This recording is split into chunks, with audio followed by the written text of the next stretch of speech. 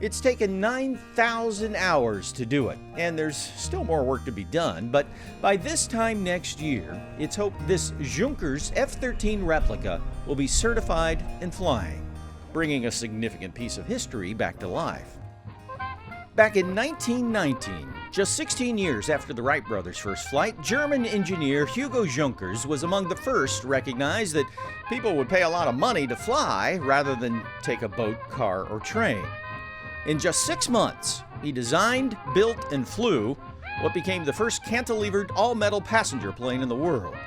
The F-13's ribbed duraluminum skin set it apart from the mostly wood frame and fabric planes of its day.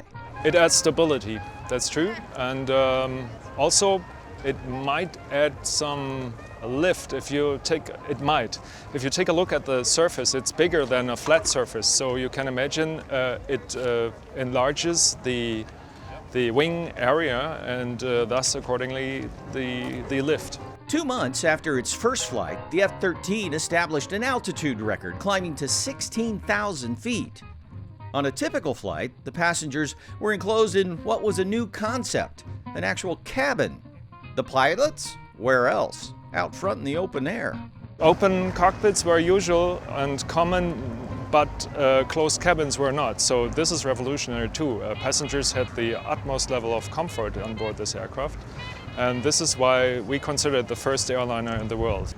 A lot of aviation enthusiasts may recognize the Junker name thinking about the Ju-87, the German dive bomber in World War II. But the founder, the designer, he was a pacifist and actually died under German arrest. Now but a shadow of the largest airliners in the world, the F-13's making a comeback, funded in part by a luxury luggage manufacturer, Rimowa, whose bags use duraluminum as well. Now powered by a Pratt & Whitney radial, its maiden voyage scheduled for later this year or early next. Once certified, expect to see it, pilots out front, paying passengers inside. Paul Moses, AOPA Live.